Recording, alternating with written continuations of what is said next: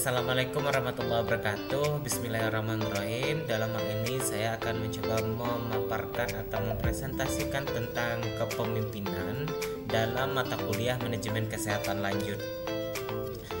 Untuk pengertian dari kepemimpinan ini adalah kemampuan seseorang untuk memberikan pengaruh kepada perubahan perilaku orang lain, baik itu secara langsung ataupun secara tidak langsung. Dalam kepemimpinan itu terdapat 3 fungsi kepemimpinan. Pertama, kepemimpinan ini adalah sebagai penentu arahnya suatu organisasi. Dan kedua, kepemimpinan ini atau pimpinan ini merupakan wakil dan juru bicaranya organisasi. Dan juga yang ketiga itu komunikator yang efektif, mediator serta integrator. 5 fungsi ini adalah yang menjadi penentu kedepannya suatu organisasi yang dipimpin oleh seorang kepemimpinan. Dalam kepemimpinan itu ada beberapa teori tentang kepemimpinan. Menurut Hersey and Blanchard dan juga dikembangkan oleh Paul Hersey, bahwa kepemimpinan itu berdasarkan kemampuan dan juga kematangan bawahan. Model kepemimpinan itu bersifat situasional. Nah, ini merupakan contoh dari gaya kepemimpinan yang bersifat situasional, ya. Ketika dia berada di perilaku, dan ini adalah contoh dari gaya kepemimpinan situasional.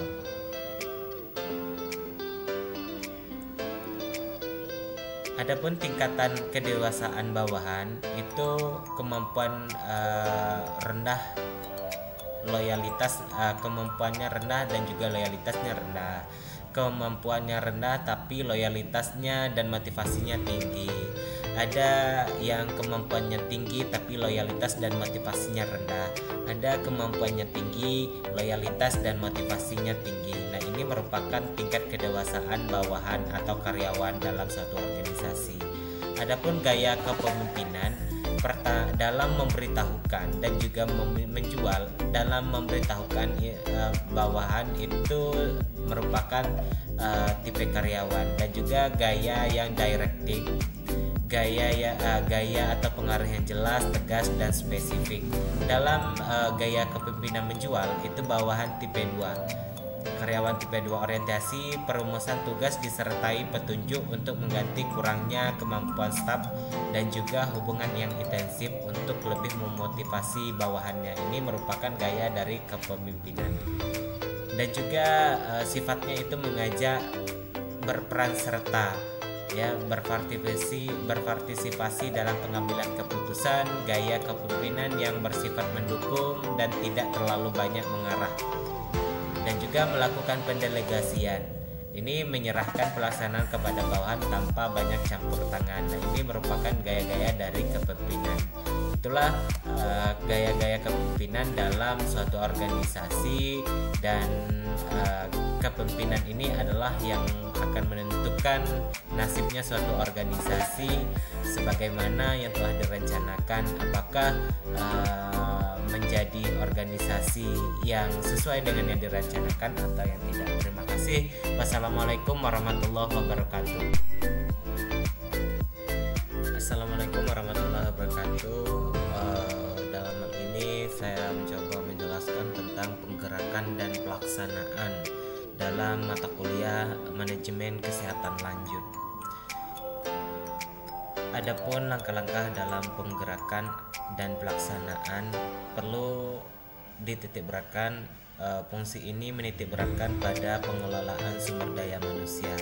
Adapun faktor yang mempengaruhinya yaitu ada motivasi atau dorongan, dan juga yang kedua yaitu kepemimpinan, dan juga yang ketiga yaitu komunikasi dalam organisasi. Faktor-faktor inilah yang berperan penting dalam penggerakan dan pelaksanaan sumber daya manusia dalam suatu organisasi, sehingga perencanaannya itu dapat terrealisasi atau terimplementasi sebagaimana yang telah direncanakan. Adapun motivasi menurut beberapa ahli. Pertama, menurut Harold, dia mengatakan bahwa motivasi ini mengacu pada dorongan dan usaha untuk memuaskan kebutuhan atau suatu tujuan. Sedangkan menurut Cascio mengatakan suatu kekuatan yang dihasilkan dari keinginan seseorang untuk memuaskan kebutuhannya. Sehingga motivasi ini adalah suatu upaya yang dilakukan agar seseorang dapat menyelesaikan pekerjaan dengan semangat karena ia ingin melaksanakannya. Itulah pengertian dari motivasi menurut dua ahli, dan juga dapat disimpulkan bahwa motivasi seperti yang dijelaskan tadi. Adapun tujuan dari motivasi ini mendorong semangat kerja karyawan ya di dalam organisasi atau perusahaan, dan juga meningkatkan moral dan kepuasan kerja karyawan, meningkatkan produktivitas kerja, mempertahankan loyalitas dan kestabilan karyawan, dan meningkatkan kedisiplinan. Sehingga dengan adanya motivasi dalam organisasi dapat meningkatkan keinginan ataupun karyawan merasa terdorong untuk melakukan pekerjaan di dalam suatu organisasi tersebut. Adapun asas motivasi, pertama, mengikutsertakan atau partisipasi atau keikutsertaannya di dalam organisasi, dan kedua yaitu melancarkan komunikasi, pengakuan atau penghargaan, dan yang keempat yaitu wewenang yang didelegasikan, adil dan layak, serta perhatian yang timbal balik. Itulah asas-asas dari motivasi. Adapun alat motivasi itu pertama dari segi material insentif itu bisa berupa uang atau barang atau kendaraan ya untuk memudahkan karyawan untuk beraktivitas, rumah dan lain sebagainya.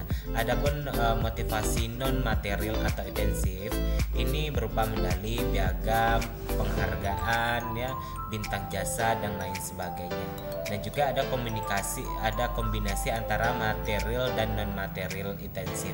Itulah alat-alat motivasi. Adapun jenis motivasi itu ada motivasi positif dan ada motivasi negatif.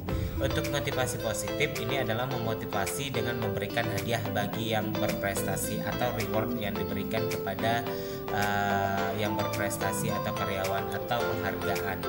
Adapun motivasi negatif yaitu memotivasi dengan memberikan hukuman bagi yang kurang baik prestasinya atau punishment ya, atau hukuman. Sehingga motivasi ini untuk yang positif diberikan reward ya atau hadiah, dan juga motivasi negatif ini diberikan punishment atau hukuman. Itu jenis dari motivasi. Adapun model motivasi itu ada model tradisional, ada model hubungan manusia, dan ada model sumber daya manusia. Untuk model tradisional ini lebih kepada insentif material kepada yang berprestasi atau memberikan hadiah ya, baik dari berupa barang dan lain sebagainya kepada karyawan yang berprestasi. Adapun model hubungan manusia ya ini lebih beratkan kepada kebutuhan sosial karyawan, memberikan kebebasan dalam berkeputusan dan kreativitas dalam bekerja. Dan yang model ketiga yaitu sumber daya manusia. Ini banyak faktor. Pertama salah satunya intensif material dan kebutuhan pencapaian kerja. Nah, tiga inilah modal dari motivasi. Adapun proses dari motivasi, pertama ada tujuan. Yang kedua yaitu mengetahui kepentingan kebutuhan karyawan, komunikasi yang efektif, dan juga integrasi tujuan, dalam hal ini tujuan individu dan tujuan organisasi, serta fasilitas dan juga tim kerja atau teamwork. Nah, teori dari motivasi itu menurut Maslow Need Hierarchy itu ada beberapa tingkatan, yaitu motivator ya, salah satunya achievement dan recognition ya, dan juga dari hygiene-nya, grow-nya, dan juga relativeness-nya, existence-nya. Dan itu teori-teori dari motivasi. Menurut Herzberg itu ada 2 faktor, yaitu motivator dan juga hygiene. Sedangkan menurut Maslow Need Hierarchy itu ada self actualization, ada esteem needs dan juga love needs serta safety need dan juga physiological needs. Sedangkan menurut Alderfer ini ada grow, ada relative need dan juga existence. Nah, itulah motivasi untuk menggerakkan karyawan dalam suatu organisasi. Terima kasih. Assalamualaikum warahmatullahi wabarakatuh.